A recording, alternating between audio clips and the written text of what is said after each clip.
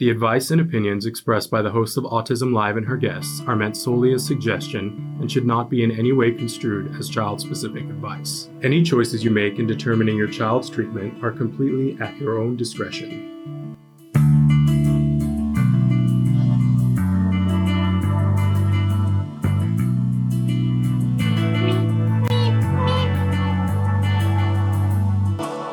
Good morning and welcome to Autism Live. I'm Shannon Penrod and we are live right now. Today is Monday. It is June 17th, 2024. We're live right now on Facebook, YouTube, and Twitter. So happy to be here with you. I want to start today by talking a little bit about what happened over the weekend. We were on the red carpet at the Ed Asner and Friends poker tournament that was held on the back lot over at CBS Radford Studios, which is just around the corner from where Lou Grant and Mary Tyler Moore were shot. And it was a great, great evening. I'm always so inspired by the fact that so many people show up and are there to help raise money for individuals on the spectrum. It was really, really exciting. We've got a bunch of great footage. Here's what we did this time, and we've done this a little bit in the past, but we just keep trying to double down on it. We got a brand new podcast that just landed last Friday, I guess it was, that you can check out the first episode of today's Hyperfixation with Atticus Jackson. And he is a wonderful, talented young man. And we had him on the red carpet with Spencer Hart, who's been on the red carpet with me before. I only did one interview on the red carpet, which was a very fun interview. But we let them do the rest of the interviews. And they did an amazing job. And I just think you guys are going to be really thrilled when you see some of the wonderful celebrities that they interviewed. We're going to get the pictures, and it's going to take us a couple of days because we only went live for like 20 seconds. And I love that you saw that. Thank you, Autism Journey with Elijah. We're happy to see you here this morning. But so we only did like 20 seconds live, and the rest of it we were recording because it's a special kind of stress when you're live and there's so much to be filled and it's so much chaos on the red carpet. And we decided we just weren't going to do that this time, that life is too short. Let's not be stressed. But we'll have some amazing interviews for you later on this week. So stay tuned for that. But I just want to give a shout out that Atticus Jackson and Spencer Hart did such a good job. And everybody was so delighted to have the opportunity to be interviewed by them. It was really, really wonderful.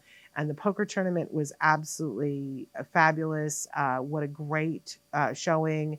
And I have no idea, but I hope they made a bunch of money because it's such a wonderful cause, the Ed Asner Family Center.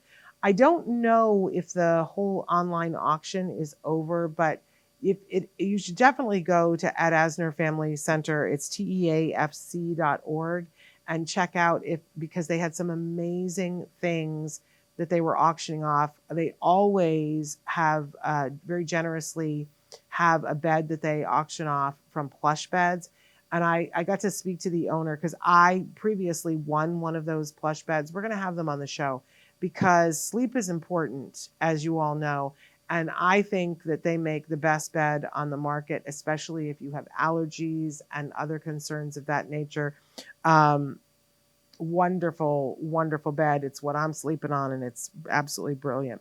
But anyway, it was a great time. We'll have more information about that as the week goes on, but thrilled that you guys are here. We got a great guest who's going to be joining us in about 15 minutes, Vince Redmond, who is a regular on our show and has been for, about a half a century. I only exaggerate by a little. But he's a licensed marriage and family therapist, and we're going to be talking with him about siblings. That when you are going through an intervention with one child on the spectrum, how do you balance things for the whole family and for the other siblings? It's a really important topic, and I know many of you have been writing in and asking questions about that. So that's coming up.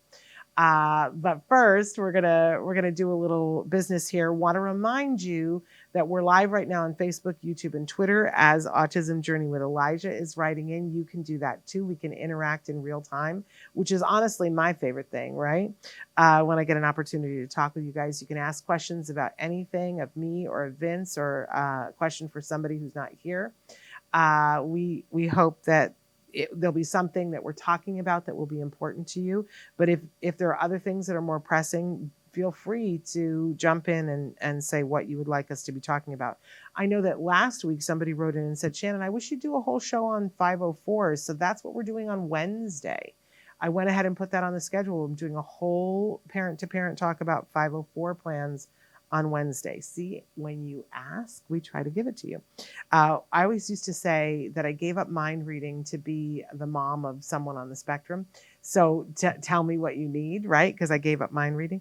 Somewhere along the line, I stopped saying that. But we love to be responsive to you. We're here for you. This whole show is for you. So tell us what you need. We're much more likely to do what you need if you tell us. I know sometimes you don't know. And that's okay too. Hopefully we're covering it for you.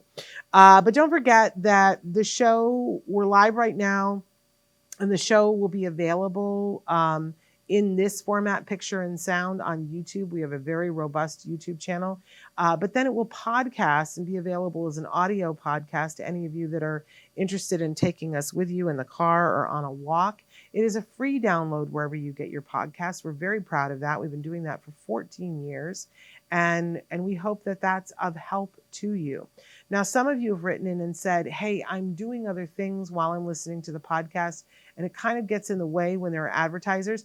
Now, normally we tell you, I hope you embrace the advertisers because that's what makes it free for you.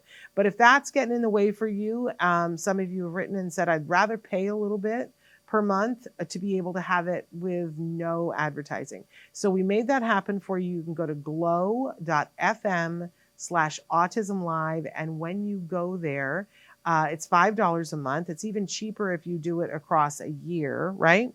But you can get the ad-free version of everything we do. When you subscribe on Glow, you get everything that the Autism Network does, including that new podcast, Today's Hyperfixation, which I hope you will check out. Raina, good morning. We haven't seen you in a while. I'm so thrilled to see you here. Love your heart. And Autism Journey with Elijah says, I love that school is out. I can be here. Onomatopoeia to watch. Now, I want to know what you said actually there, that spell check changed it to onomatopoeia. Onomatopoeia is one of my favorite words. I've been waiting all too long. Oh, I'm so thrilled that you're here. And good morning to everybody. But I love when spell check corrects it with something that's a viable word, but not what you meant and not something that you use in everyday language. So it said onomatopoeia. Fabulous word. But anyway, thrilled that you guys are here. So today, as we get started with the jargon of the day, you can see we always try to take, whenever possible, one word, one phrase, one acronym, and we try to make sense of it. We give you an actual definition when appropriate. I make fun of that. But really, there's not as much to make fun of anymore because people have gotten much kinder. I feel like the universe shouted and said, hey, don't give us ridiculous definitions to things. Help us out here, right? So now we're sort of balancing it and giving you two different sides of the coin so that either way you can get to the point where you begin to understand it. And I'm very picky about jargon today. Sometimes people will write in and go, well, do this one for the people studying for the BCBA. And, if it's a word that I think that the general public really is going to hear and use, I will definitely use it because my whole guideline here is to save you 5 minutes and $5. So I definitely think this is a term that Dr. Grampiche talks a lot about, cognitive distortions. And I want to talk about this, and we can talk about it in terms of our kiddos, but I also want to talk about this in terms of us, because I think more often when I see it, it's those of us that are the adults who love people on the spectrum that are having cognitive distortions. And if we can understand this in ourselves, then we can help our kiddos with this. So let's take a look at what our actual definition for cognitive distortions is. Cognitive distortions are biased thoughts that create negative patterns in the way a person thinks. They can be a response to depression and anxiety. Changing these habitual thoughts can help improve a person's general well-being. And this is from Medical News Today. So this is certainly interesting, right? Cognitive distortions are biased thoughts that create negative patterns in a way a person thinks. Ooh, that sounds bad, right? Um, so let's go to our working definition, but I don't know what it is still, is my point for that one. So let's go to our working definition and see if we can't do this. Cognitive distortions are internal mental filters or biases that increase our misery. Oh, fuel our anxiety and make us feel bad about ourselves. Our brains are continually processing lots of information. To deal with this, our brains seek shortcuts to cut down our mental burden. Sometimes these shortcuts are helpful, yet in other circumstances, such as these unhelpful cognitive filters, they can cause more harm than good. So that's from Harvard Medical. Okay, so now we know, oh, these cognitive distortions, these are not good, but what actually is it? So, you know how sometimes something happens, like maybe you ate something and it disagreed with you, but you don't know, was it the thing that disagreed with you, or is it food poisoning? Was the food bad, or are you allergic to that individual thing? Have you ever seen in a friend or yourself or your kiddo that maybe they ate something and it disagreed with them? I know as a kid, I told everyone that I hated chocolate, don't want chocolate, don't want anything to do with chocolate.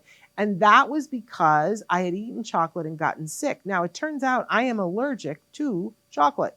Chocolate is not good for me. So that is not a cognitive distortion. That's a one-to-one. My brain put it together as a child. Chocolate makes me not feel good, so I don't have chocolate. But there are times then we will put 2 and 2 together and it does not equal what it's supposed to equal. It equals 48, right? So if your child was coming down with the flu and they were eating chicken, and then that is the thing that they remember, and they're like, oh, I don't like chicken because chicken makes me sick, when in fact it was not the chicken that made them sick, right? And now it becomes a thing where they're not having chicken, which maybe you serve chicken a lot, and this is ending up being a problem, right? Or maybe chicken nuggets were their favorite thing, and now they're not getting to have their favorite thing because it's a cognitive distortion. Now, we as parents and adults have these too, that sometimes, you have one interaction with someone. Let's say that you have an interaction with someone at school. Let's just talk about IEPs for just a minute, since we're talking about 504s on Wednesday. I think most of us get a pit in our stomach when we go to have IEPs because we've had at least one negative experience at an IEP, right? And so then it becomes the thing about, well, all IEPs are terrible and all admins are terrible. And I know recently somebody wrote to me and said, Shannon, you tend to get really negative when you talk about administrators and IEPs, and they're not all that way. And you're making it sound like everybody is. Well, that's a cognitive distortion in me, that I feel like if I'm going to an IEP, somebody's going to try to take something away from my child. And sometimes that's accurate, but it's not accurate all the time. And perhaps I'm coming to the meeting in a place where if somebody is trying to meet me and help my child, I might miss that, right? So let's read through that last one again, that it's a filter that adds to our misery, right? Increases our misery, fuels our anxiety, and makes us feel bad about ourselves and other people. It's funny, my son just turned 21 the other day, and we went to see the Broadway show. Oh gosh, I'm not going to be able to think what the name of it is. A Strange Loop. That's what it's called. And in it, the main character, he is going through his life, but there are 6 characters that are his internal thoughts that are personified on stage that turn and say things to him like, you're fat and you're useless. And as an audience, we're like, oh my gosh, But the fact of the matter is, and the playwright was there the night that we saw it and came out and talked about the fact that when he was a kid, that's, there was a voice in his head that said that all the time. It's a cognitive distortion. And it does add to our misery. So we can start to become aware of that and unravel these things. We can say to ourselves, okay, I'm feeling like I'm going to go to this thing. And the last time I went to it, it was not a good thing. and I'm afraid that it's not going to be good again. But the past doesn't equal the future, right? And just because it didn't go well the last time doesn't mean it's not going to go well this time. And I'm going to leave myself open to going and seeing if it's a better experience. And if it's not, then that will be new information, right? But the past does not equal the future. It's really important because I do see that sometimes myself and other parents, we do get a bias that people aren't going to see our kids, people aren't going to welcome them, people aren't going to embrace them, people aren't going to educate them. And it's important for us to be diligent and to be watching, because that's sometimes true, but it's not always true. And we need to be able to differentiate between them. It says I have new messages. There we go. Oh no, the IEPs. I know. Anyway, and saying good morning to Mike, writing with Mike. So glad that you're here with us as well too. So cognitive distortions don't make us happy. And if we start to recognize those for ourselves when we're engaged in cognitive distortions, we can unravel the thought process, and then we can help our kiddos when they are having a cognitive distortion. It's important to go slow and to be patient and not just override. If our kids are having anxiety because they did something before and they didn't like how it went and they're fearful that it's going to happen again, it's important not to just push them, but it's important to talk through it, go slowly, help them so that they don't get stuck. Cognitive distortions can make us stuck in misery, and that's not good for anybody. Okay, so let me talk just a minute here about our wonderful guest today, because I have known this gentleman for, I guess, like 14 years now, and he's truly brilliant. Vince Redmond is a licensed marriage family therapist, but he's also somebody who's worked extensively in every single role having to do with ABA. He's worked and been the technician. He has been supervisors planning programs, but he also now I think his heart and his passion is helping parents to be able to deal with all of the things that are thrown at them so that they can still be there for their child, which I respect and admire so much. I always say that when we were in our first or second year of ABA intervention, doing it intensively, and it was hard, and my husband and I were struggling. We were on the struggle bus, and we decided, well, we better get ourselves to a therapist to talk about this and help ourselves, because we need to stay together and we need to, be there for our kid. And we were showing signs of strife, right? We went to this. It wasn't Vince Redmond. Should have been Vince Redmond, but I didn't know Vince then. We went to an LMFT who didn't know about autism, didn't know about ABA. And we sat and talked about all the things that we were trying to do and have happen. And we must have talked for 20 minutes. And at the end of it, the therapist said to us, well, I think the first thing you need to do is stop this ABA therapy, because it seems to be a lot of the your commitment, and it's getting in the way of a whole bunch of stuff. So you should just immediately stop that. And as soon as she said that, my husband, I was like, where's my purse? And I grabbed my husband, helped me get my purse, and he grabbed his jacket, and we both got out of our chairs and we started to move towards the door. And the therapist was like, wait, what happened?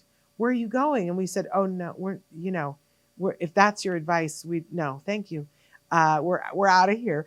And she was like, but I don't understand what happened. And we said, well, that's not the advice that we're looking for. That's our reality. Our reality is that we're doing ABA and it's helping our child immeasurably. So we're trying to figure out how we do that and stay together, and saying to us to stop doing it. And she said, well, we can talk about other things. And we said, no, thanks. You're not our therapist. And we left.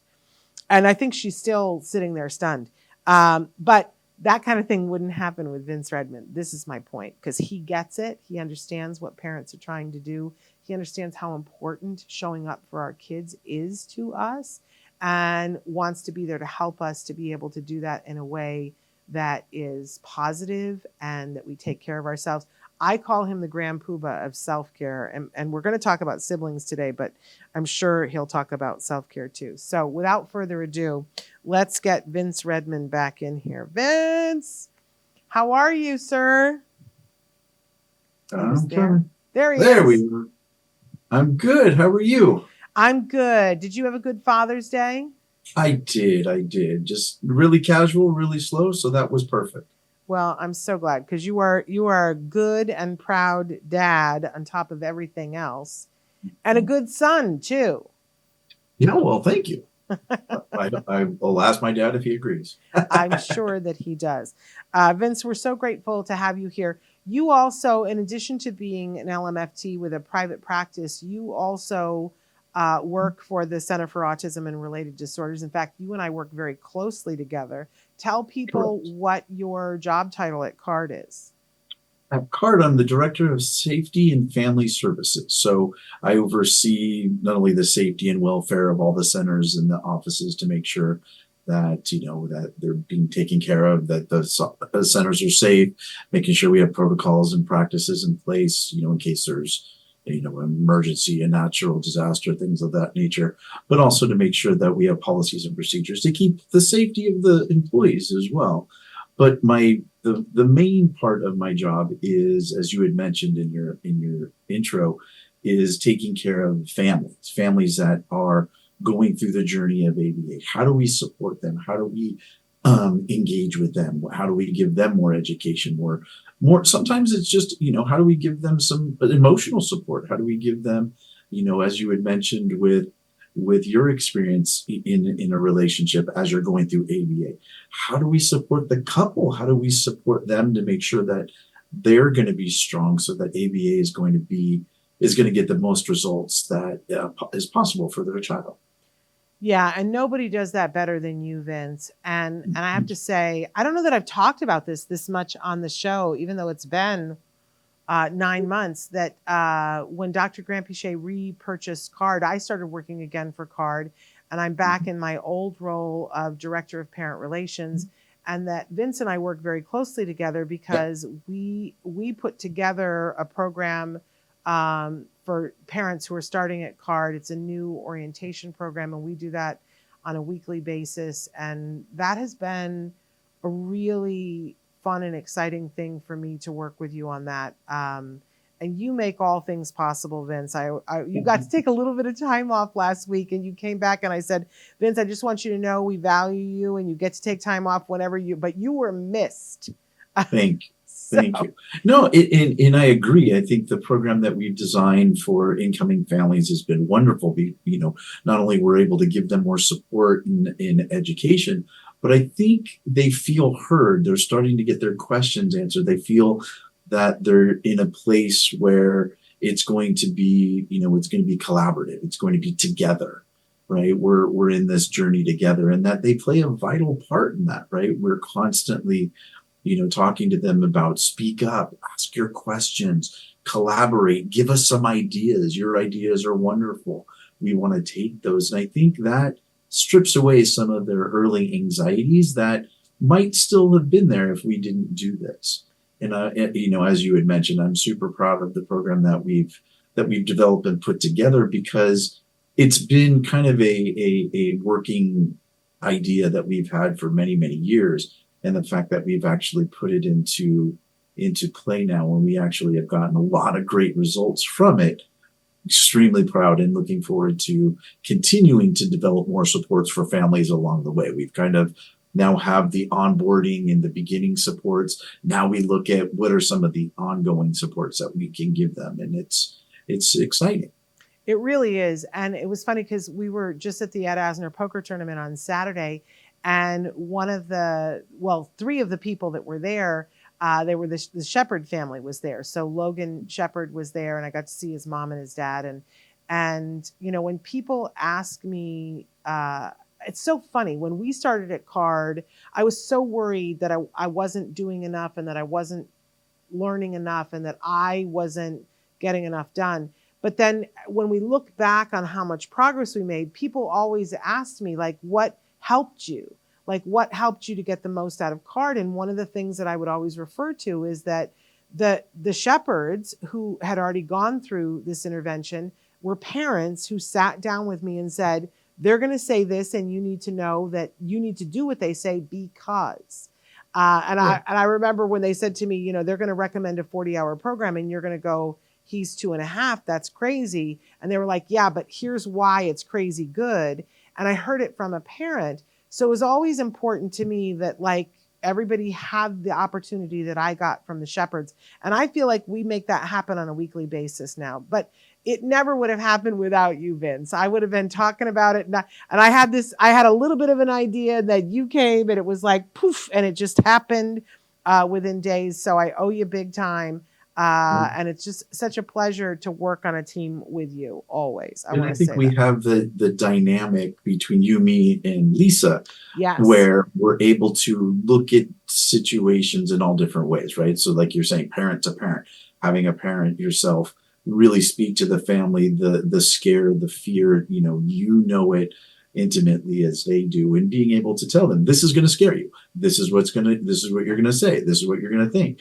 Right. And it's coming from that perspective. And I think that's extremely important. And then we have, Lisa, who's fantastic and can see, the child's development and looking at the programs and, all the different ways to be able to attack, concerns or priorities or, developmental delays, which has been wonderful in keeping the families educated and not disheartened by it, but actually motivated to make those changes. And then I come in kind of with more of the family, family perspective in the MFT background to be able to look at the emotional supports, being able to look at the family supports, making sure they don't forget, as we're going to talk about, today, the rest of the family, husbands, wives, siblings, other children, and how do they support those relationships along the way as they're investing so much time and energy into ABA? And yes, and thank you for bringing Lisa up because she is the third corner on our triangle. Lisa Bancroft is who he was talking about, who is a very talented BCBA, a board certified behavior analyst, that she makes up the third part of our team. And she is a powerhouse, man. An absolute powerhouse. So it's such a pleasure to work with both of you. So let's get into it though, Vince. Let's talk a little bit about the siblings because so many of the questions that I've gotten recently are about how do you make it work? And I always have to say that I'm not coming from the clearest place of authority because I just had the one child, right? That I was able to pour all of my energy into him, but I'm always so concerned for parents. I do want to say that I see the outcome all the time. And when I get to meet siblings, when I'm out in the world, adult siblings of kids that are on the spectrum, they are the best people on the face of the planet. They really are. So I do see the outcomes, but for parents who are worried about, now my child on the spectrum is 5 and their sibling is 8. How do I make sure that this is equitable? How do I include them? How do I make them not feel like they're less than? What kinds of things do you tell them? Yeah, and that's a great point. And there's lots of different things that can come up, right? Am I giving enough time? Am I giving enough emotional support? Are they, do we have them engaged in enough activities? Am I giving enough attention to those activities? And so forth, right? So there's a lot of different, pointers to where some of those anxieties come from. And obviously everyone's dynamics a little bit different. So, I can give, some global, some ideas to look at and see how it applies to your family. The first thing is not being afraid to talk to the siblings about what's going on, right?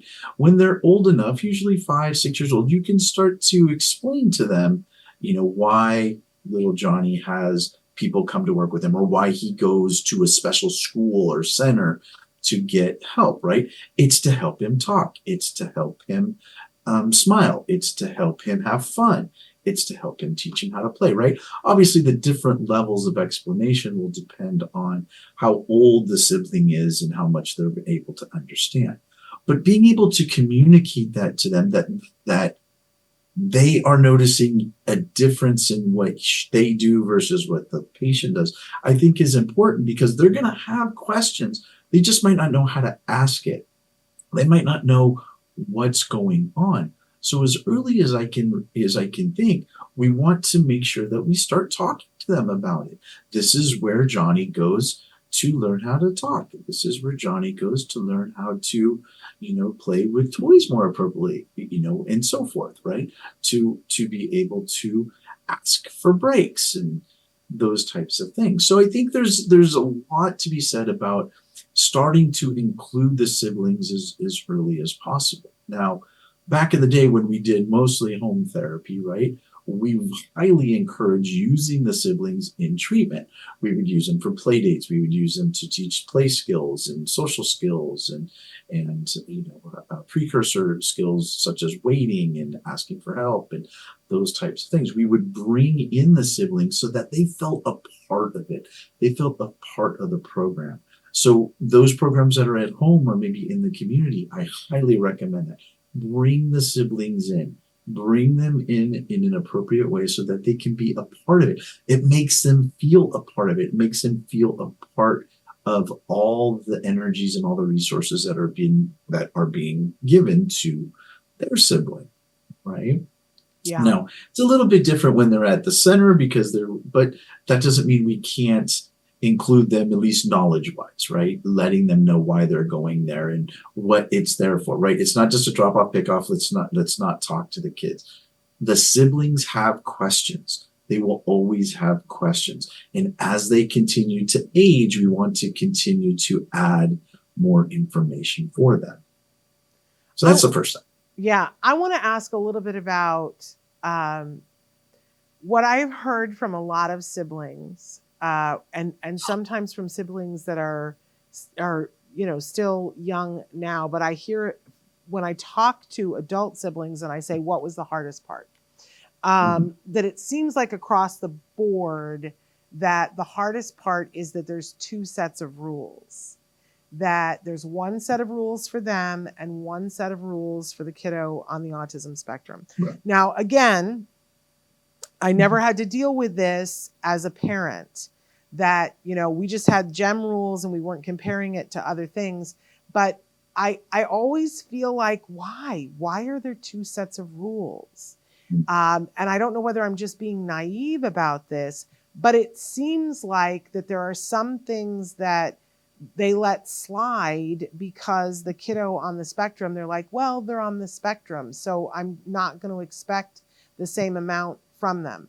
I'm not sure that I agree with that, Vince. Talk to us a little bit about that, about should we have two sets of rules? And if we do decide, because everybody has their own parenting style, if we do decide to have two sets of rules, how do we explain that in a way that it doesn't make the sibling that's got the more stringent rules feel less than?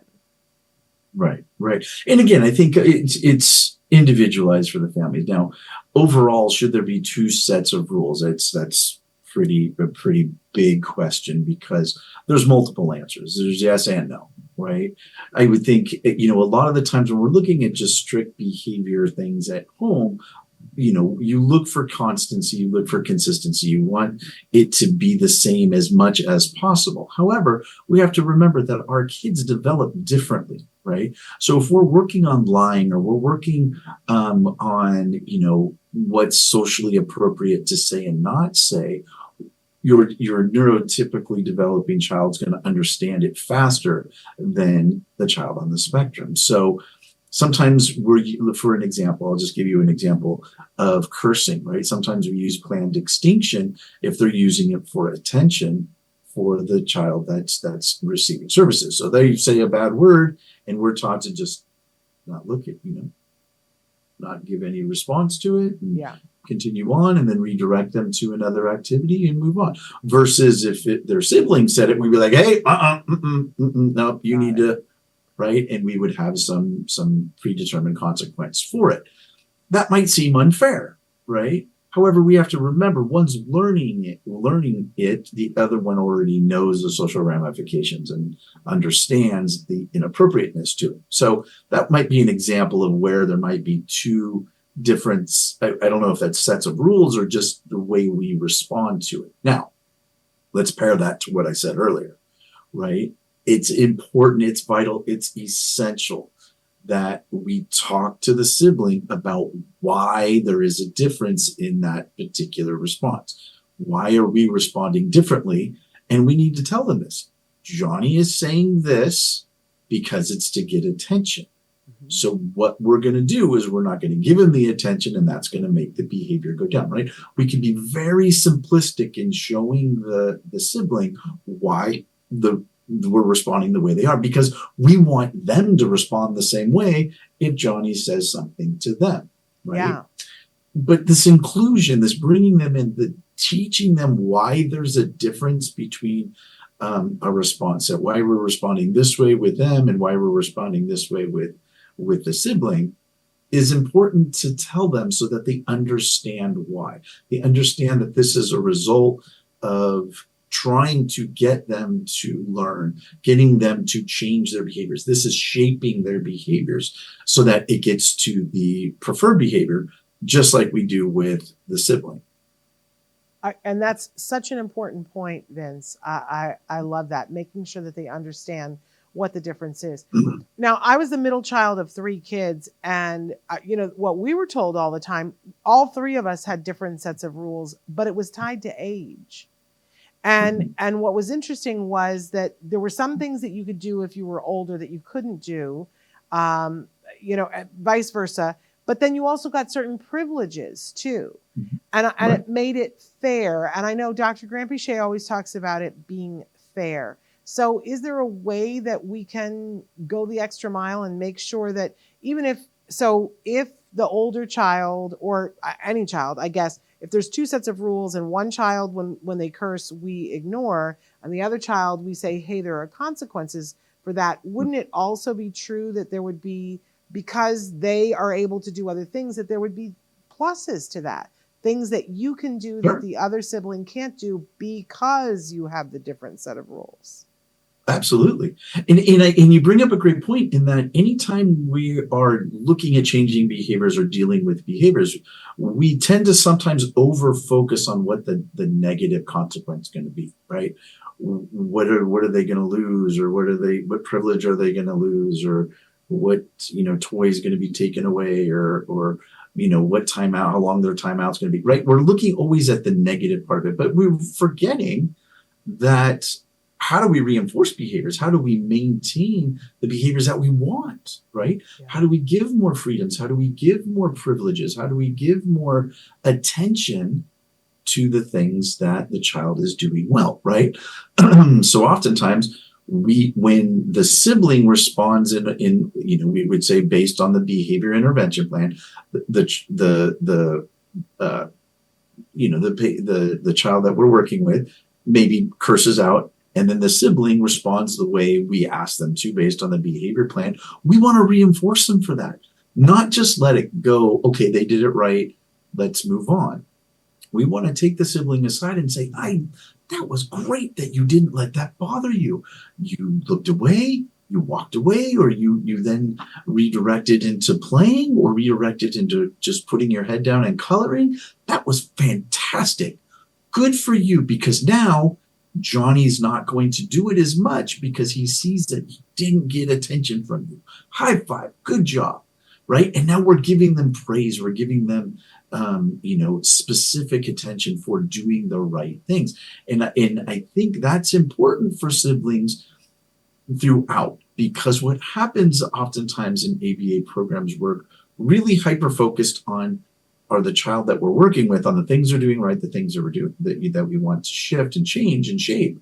And so we're constantly, working with those behaviors where the child over here is either not acting up, doing the things that are being asked to do, and we kind of just let that be an expectation. That's good. I'm glad they're doing this. That gives me more time to deal with this. Yeah. Now the sibling's going to act up. Why? Well, why are they acting up now? Well, because of attention. If that's the only way to get because attention. Because now they have to get attention somehow, and doing the right thing isn't getting them, because all you're doing is giving more attention to the sibling now. So they're going to act up. Now you're going to give them the attention, and what do they learn? They learn, now if I want attention, I need to act up. So it's super important that we catch that before it becomes a problem, right? That we do catch them being good. We do look at the things that they're trying and they're adapting to, and they're working, because remember, they're learning new sets of things too, not only in their own life, but having a sibling with special needs, having a sibling that is learning things differently than the way they learn, right? That's extra knowledge for them. Let's reinforce them for that. Let's tell them, you know what, this is great that you're doing that. You're a great big brother or sister, or a great, younger sister or brother, right? Reinforce them, give them attention for all their efforts, all their tries, all their attempts to understand how their sibling reacts, how their sibling, interacts with the world, as well as making sure that we're aware of all the things that they're doing to promote themselves, doing well in school, playing sports, being in the arts, stuff like that. In fact, I was watching the Tony Awards last night, and almost every person who won got up and thanked their parents and said, "Thank you for seeing me as a child and letting me pursue the things that I wanted to do, and recognizing that, I was a unique person." And it really made me think, because we talk all the time on the show about how we want to look at our kiddos that are on the spectrum and see, is there something that they're interested in? Then we want to make sure that they get access to the thing that they're interested in, because it might end up being a passion of theirs that they can make a career, right? Right. But we don't talk enough about making sure that we're noticing, just as you were just saying, the siblings, because everybody has something that they're into, right? Yeah. And if it's the sibling plays sports and they're on a sports team, making it as, a really particular thing, that somebody from the family is there to watch their sports game and cheer them on. That's right. That sometimes that's one of those things where you got to work your community and say, I need somebody else to pick up my kid at the center, because I got to be there to see my kid play lacrosse, because that's their thing. You maybe can't do it for all things, but the thing that is their thing, making sure that we feed that, right? Right. Divide and conquer, right? Yeah. And again, I think sometimes we get caught in absolutes as well, that, well, I can't always be there for them, so I'm just going to focus on this, right? We can't do an all or nothing. It has to be more balanced. Like, sometimes I'm going to have someone pick the child up from the center because I'm going to be at ballet class, or I'm going to be at the soccer game, or I'm going to be at the choir performance, right? Yeah. These are things that are just as important. Now, does you have to go to all choir performances? Probably not. The dad, grandma, grandpa, aunts, uncles, cousins, other siblings, right? They can go as well, right? Do I always have to pick the child up from the center? Do I always have to be the one? Not necessarily. Grandmas, aunts, uncles, older siblings and so forth can do it as well. Yeah. And I think it's making sure we're not getting caught in that all or nothing mentality, where I'm the one who always has to do this, or I'm the one who always has to do that, or I'm the one who always has to do both, for goodness sakes. Yeah. Right? Use your community, use your family, use the relationships you have, so that both kids feel supported and feel the individual attention, but but it's by loved ones, not just you. I don't know that I've shared this before on the show, but my first job after I got out of college was teaching at a boarding school that was particularly, and I was live-in teaching at the boarding school, and it was for kids who had special needs, or were emotionally disturbed, or were having behavior issues that were so challenging that they could not remain at home. They'd been in private schools, could not work. If you couldn't make it at our school, you went to military school, which was really, intense, right? Right. But working there, over a period of time, I began to see a pattern that most of the kids that we had in our program were siblings of kids who were Olympic athletes, who were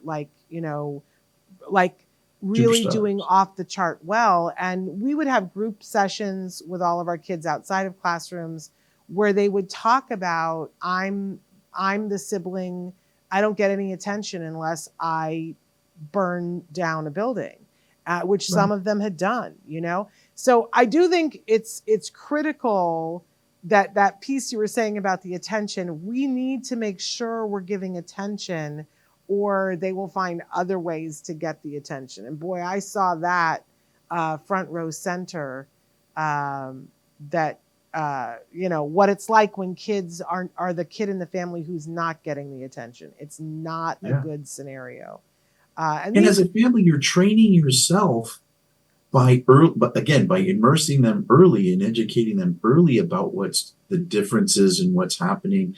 You're training yourself as well to be to notice the sibling, to include the sibling, to give them knowledge and education, right? Because that means you're paying attention to both kids. That is attention for the sibling. They feel included. They feel special because you're talking to them. You're including them. They're a part of the process. It starts at a really young age. And then as they get older and get into more of their extracurriculars and their own individual stuff, we're already invested in both kids or multiple children as they get older. It starts early. And when you've got other family members, my sister had 3 kids all within 11 months because she had her son and then she had twins. It was a lot. They were all toddlers together. And my parents lived close by, and every weekend my parents would take one of the kids, and the whole weekend it would all be about them, what they wanted for breakfast. And they're adults now, they're in their 40s, and they all talk about, oh, remember those grandparent weekends when it was just about me? They loved that. If you have family who can help you out and do that, I think that's a powerful, powerful thing. Or take the other child so that you can make it all about them. However you can cut that up. Right. In splitting it between spouses, if there's again, my siblings or your siblings, the aunts and the uncles, having them take care of them, older cousins, nephews, nieces, right? Those types of things are all good, right? Yeah. But it doesn't mean it has to be family. If maybe we don't have family that's around, look at the community member, look at other, people to be able to support, maybe other parents that are on the soccer team or other, members of choir. They can reach out and support as well, right? The child's still getting attention. The child's still being taken care of. Again, as long as we're looking at both sides of the picture. Yeah. There's even Big Brother, Big Sister programs too, where things of that nature. So if you don't have friends and family that are close by, being able to look at that. We only got a couple of minutes left, Vince, and I mentioned that you are the grand poobah of self-care. So now that we've said all these things that a parent needs to do to make sure that it's equitable between all of your kids, because sometimes you've got 5 kids or 8 kids or whatever, right? It gets much more complicated. It's that T-shirt that people always say, you say that my hands are full, but you should see how full my heart is, right? So your hands are more full when you've got more kids, but your heart is more full too. But after all this that parents need to be mindful and looking, they also have to be doing the self-care piece, right? Yep. And not only self-care for yourself, but self-care for your relationships as well, right? Yeah. I think one of the things that we always talk about in our orientation meetings is this is a lot of work that you are preparing for the Olympics here, right? But you have to take care of yourself too. It's not just your kids going through this.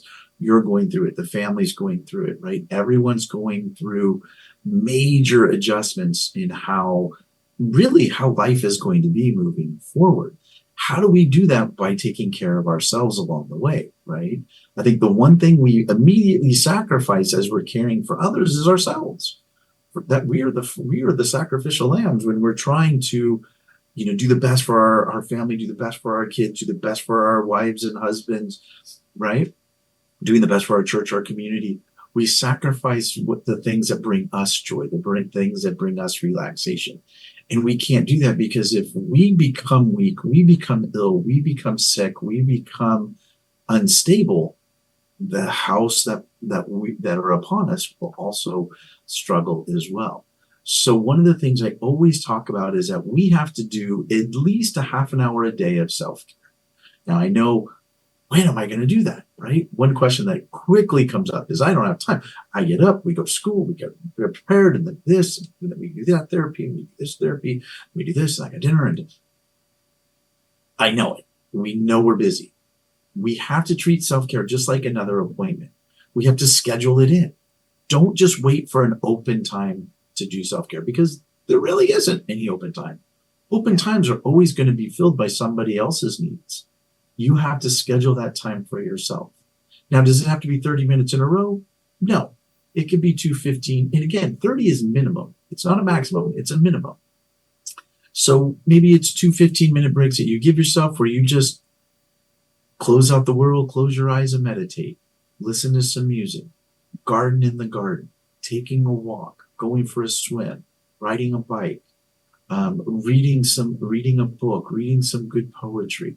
Right? There's lots of whatever you can do that brings you joy, that brings you some relaxation. You want to do at least 30 minutes a day. Because what that does is it helps your brain, it helps your constitution feel joy, feel good. It releases those endorphins, releases those chemicals in your body that make you happy, right? And doing it in a very natural and safe way. If you don't feel those and you're constantly battling the anxiety, the stressors, the fatigue, you're going to get emotional fatigue, right? And that's going to hurt the relationships that you now are trying to maintain. It'd be with your wife and husband, with your spouse or your partners, with your work, maybe work and your colleagues, and even maybe just your friends. The more you're able to take care of yourself, you're not only bringing those chemical reaction of joy, but you're also averting burnout. You're also avoiding other physical ailments that might be coming down the line. You might also be, taking care of your emotional stability along the way. So it's super important that we take care of ourselves so that we can appropriately take care of others. And I love it when you talk about this, Vince, because it really, I've been thinking about it a lot, what you say every week and orientation about this, and it's starting to seep in. But I do want to say that my brain immediately goes to, well, I'll do that later, right? And the thing that gets me, though, when I think about it is that my son is now 21. And I can see now the things that I have taught him well and the things that I have taught him not well. And that there are some things that I did for self-care that I have taught him, that when I get really overwhelmed, I go, okay, I'm just going to take 3 breaths, right? And I stop and I take 3 breaths and things are better. And I see him doing that. But then there are other times when I see he's in the middle of a project and doing something and he says the thing that I always say, I'll eat later on. Right? And I go, no, that's bad. And he goes, I've watched you do that forever. So I offer this to all of you. What you do for self-care now is money that you're putting into a bank for your child later on, because they're watching it.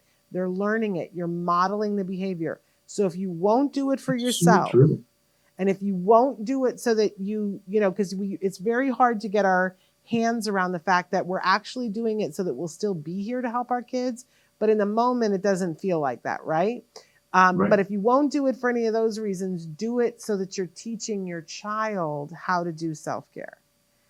That's the one regret, that I'd like to go back and take better care of myself so that my son would see that. I would like very much to do that. Right. But I got to do it now. That's just the way that it is. I do want to acknowledge that Evelyn said she's here and listening. So thank you, Evelyn, for being here.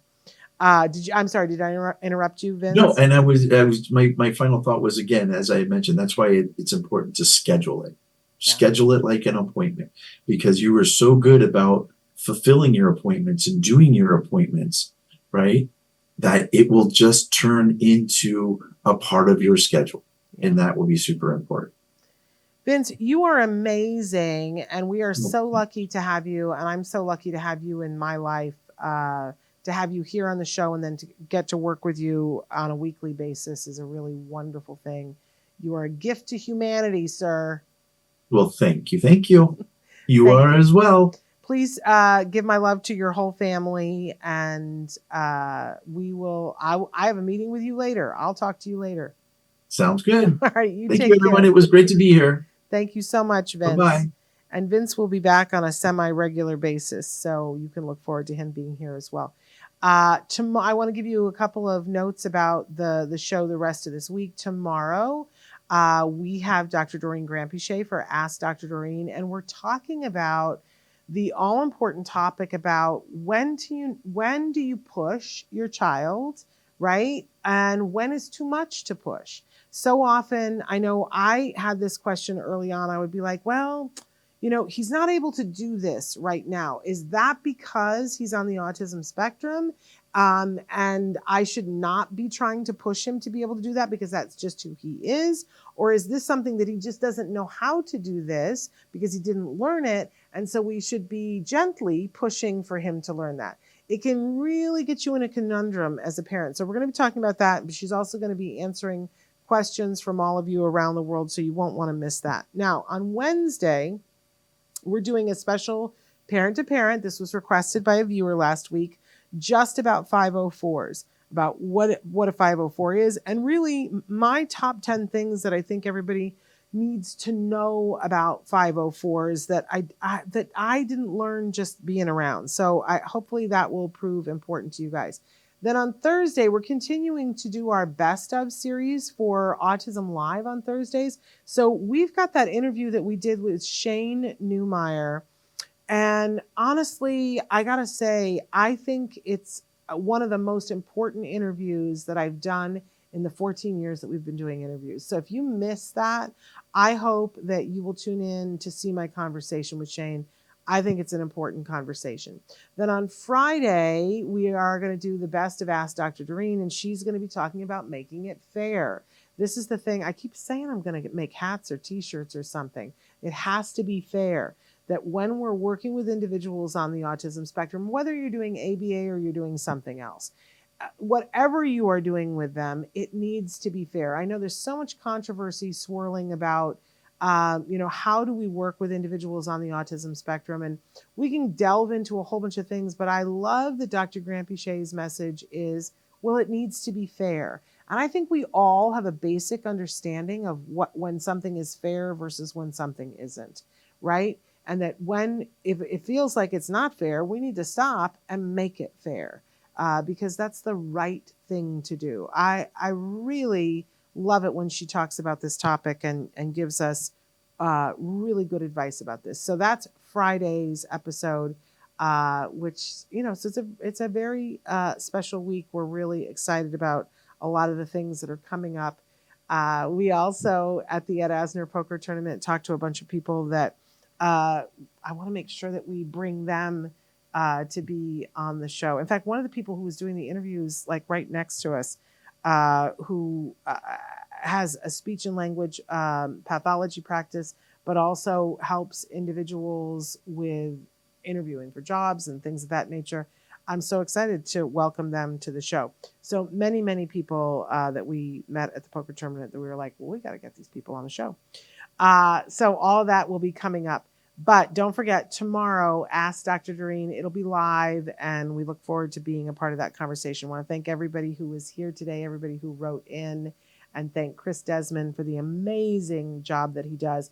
Be watching our social media because we're going to start to release some of the pictures and some of the videos from the poker tournament. It should be really, really fun. We look forward to you guys taking a look at that. And please heap the praise on Atticus and Spencer for the amazing job that they did. And check out Atticus's new podcast. It launched on Friday on the Autism Network. You can find it. It's called Today's Hyperfixation. And give yourself a treat. It's not very long, but super duper fun. And he did all of the work themselves. So, check it out. I think you'll really, really enjoy it. We'll be back tomorrow with Ask Dr. Doreen. Until then, give your kiddos a hug from me and one for you too. Bye-bye for now.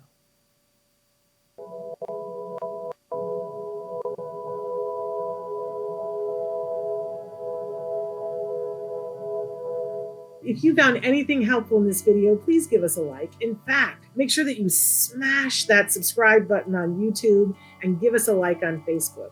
You can also follow us on Twitter and on Instagram for important updates. And please download our free podcast wherever you get your podcasts. Thank you so much. See you next time.